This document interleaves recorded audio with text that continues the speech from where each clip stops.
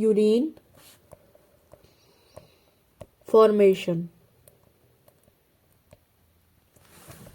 Okay, तो इसमें 3 steps होते हैं यूरिन फॉर्मेशन के।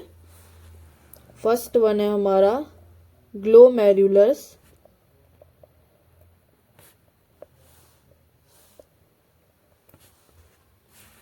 फिल्ट्रेशन।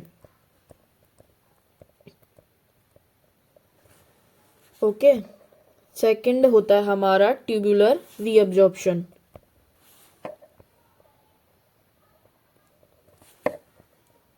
थर्ड वन है हमारा ट्यूबुलर सीक्रेशन। तो जैसा कि हम स्ट्रक्चर में देख चुके हैं, ये है हमारा Bowman's capsule. Okay, this part is Bowman's capsule. और जो ये एफरेंट आर्ट्रियोल है, ये करती है ब्लड को लेके आती है। तो ये ब्लड को लेके आई बॉडी से। अब ब्लड के अंदर बहुत सब्सटेंसेस हैं, जो भी इंपॉर्टेंट सब्सटेंस होते हैं हमें पता है ब्लड के अंदर आके सर्कुलेट होते हैं पूरी बॉडी में। तो लास्ट में ये उसको लेके आई किडनी के पास। किडनी के अंदर नेफ्रॉन में ये एंटर करते हैं एफरेंट आर्ट्रियोल्स। ये बनाते हैं अंदर आगे कैपिलरीज का नेटवर्क। इस नेटवर्क को हम बोलते हैं glomerulus. This network is known as glomerulus.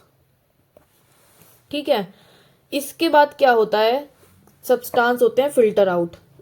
जो ये हमारी कैपिलरीज है, इनकी मेम्ब्रेन है, इस मेम्ब्रेन से सब्सटेंस आते हैं इसके बोमेन्स कैप्सूल के स्पेस में। अब इसका हम डिटेल व्यू देखते हैं।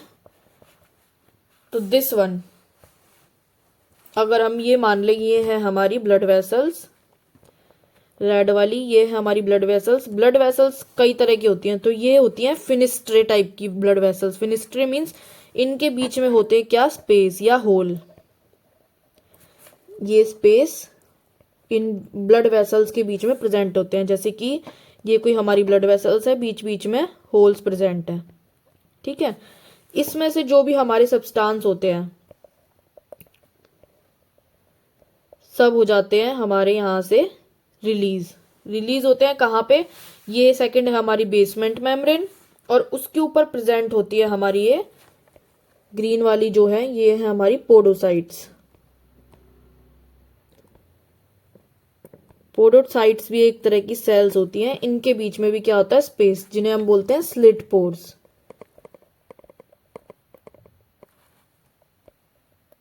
तो जो ये पोडोसाइट सेल्स हैं, ये क्या होती हैं, ये हमारी प्रेजेंट होती हैं बोमेन्स कैप्सूल के ऊपर यहाँ पे। और जो इनके बीच का स्पेस बनता है, जैसा कि इसमें दिखाया हुआ है, ये स्पेस, इसको बोलते हैं हम स्लिट पोर्स। इसके थ्रू जो है हमारा ब्लड फिल्टर होता है। ओके, इनके थ्रू जो भी हमारा मटेरियल रिलीज होता है ब्लड वेसल्स में से, वो आ जाता है स्पेस में। ये स्पेस क्या है, हमारा बोमेन्स कैप्सूल का स्पेस।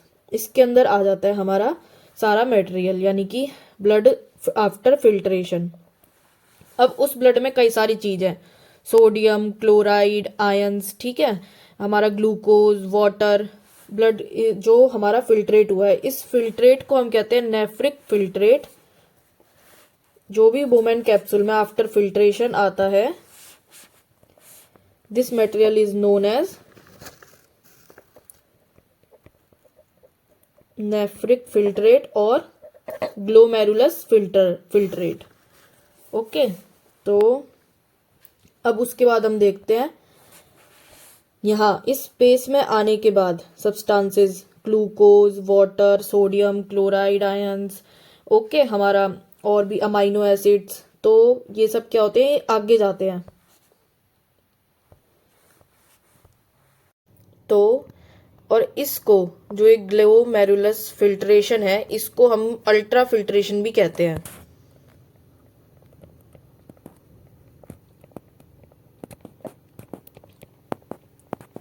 अब इसे अल्ट्रा फिल्ट्रेशन क्यों कहते हैं, क्योंकि जो हमारी ब्लड वेसल्स हैं, जो यहाँ पे ये ब्लड वेसल्स हैं, इसमें से सब कुछ निकल के हमारा बोमेन्स कैप्सूल में की कैविटी में आ जाता है। सिर्फ हमारी आरबीसी एंड प्रोटीन्स,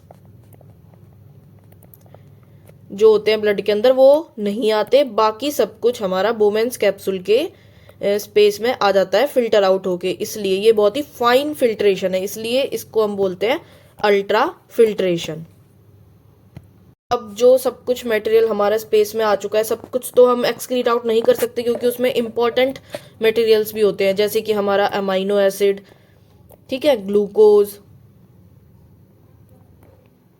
ओके, हमारा NaCl, वाटर, ठीक है, एक्सेस में हम वाटर भी एक्सक्रीट आउट नहीं कर सकते। तो ये सब इंपॉर्टेंट सब्सटेंस भी होते हैं, तो सब कुछ एक्सक्रीट आउट नहीं किया जा सकता। उसके लिए हमारी जो ये सेकंड प्रोसेस होती है ट्यूबुलर रीएब्जॉर्प्शन की, ओके। तो क्या होता है ट्यूबुलर रीएब्जॉर्प्शन में, वो सब कुछ जो सब्सटेंस हैं वो दोबारा से रीएब्जॉर्ब कर लिए जाते हैं ब्लड वेसल्स में, वापस से हमारा रीएब्जॉर्ब कर लिए जाते हैं और वापस अपने ब्लड सर्कुलेशन में चले जाते हैं। जो वेस्ट बचता है वो आगे जाके यूरिन की फॉर्म में कन्वर्ट हो जाता है। ये हो गया हमारा बोमेंस कैप्सूल, और ये हमने बना लिया इसका पीछे वाला पार्ट, यानी कि proximal convoluted tubule and DCT and collecting duct. इसके अंदर यहाँ से है आई हमारी एफरेंट आर्टरियोल्स, उसके बाद ये जाती है हमारी इफरेंट आर्टरियोल्स। तो ये यहाँ पे आके, जैसा कि हमने स्ट्रक्चर में देखा था, दिस स्ट्रक्चर, जो ये रेड वाली स्ट्रक्चर दिखाई हुई है इधर सारी, ये क्या है हमारी पेरी ट्यूबुलर कैपिलरीज। जो ये पेरी ट्यूबुलर कैपिलरीज है, इनका नेटवर्क फैला होता है मेनली लूप ऑफ हेनले में। ये जिस तरह से ऐसे ऐसे दिखाई हुई है, मेनली फैला होता है कहाँ इनका नेटवर्क, लूप ऑफ हेनले, ठीक। ये आ गई हमारी यहाँ से पेरी ट्यूबुलर कैपिलरीज। अब क्या होता है, जैसे ही यहाँ पे बोमेंस कैप्सूल में हमारा जो सब्सटेंस है फिल्टरेट आउट हो गए, यानी कि फर्स्ट प्रोसेस हो गई हमारी फिल्ट्रेशन वाली, ओके। तो फिल्ट्रेशन के बाद क्या होता है, जो भी मटेरियल यहाँ पर आ जाता है वो धीरे धीरे क्या होता है आगे मूव करता है, ठीक है, हमारे नेफ्रॉन की ट्यूब्स में मूव करता है। तो PCT में आने के बाद क्या होता है, कुछ सब्सटेंस जो कि इंपॉर्टेंट है, जैसे कि हमारा glucose, sodium chloride, okay, water, amino acids, वो PCT में से क्या होता है, उनका रीएब्जॉर्प्शन हो जाता है कहाँ पे, इस ब्लड वेसल में। जो भी इंपॉर्टेंट सब्सटेंस है वो रीएब्जॉर्प्शन के बाद वापस से इस ब्लड वेसल्स में आ जाता है। इसको हम प्रोसेस को क्या बोलते हैं, ये सेकंड प्रोसेस होती है हमारी, इसको क्या बोलते हैं हम, tubular reabsorption.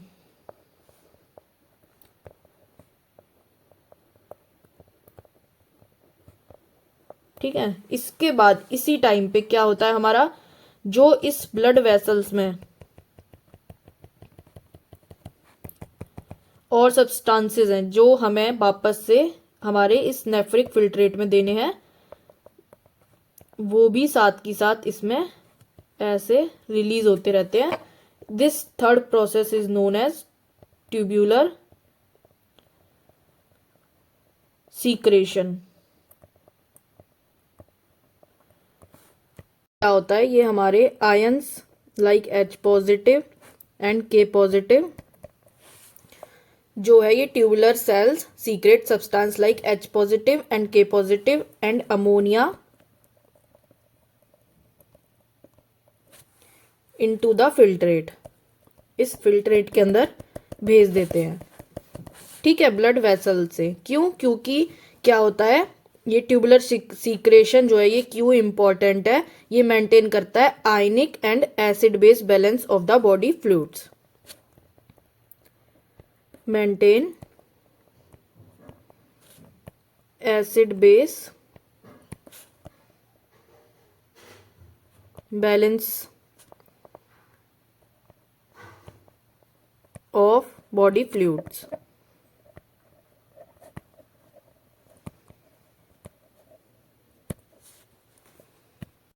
Then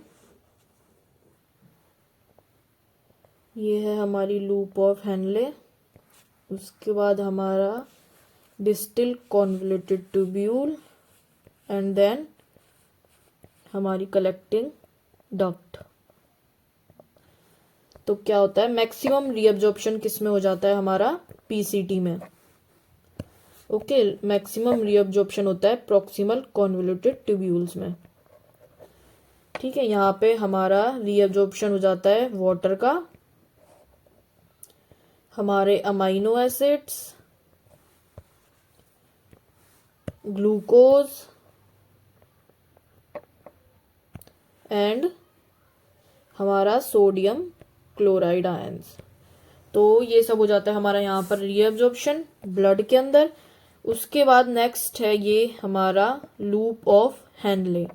loop of Henley में हमारा आने के बाद होता है sodium, calcium, potassium, magnesium in ions का रीअब्जॉर्प्शन।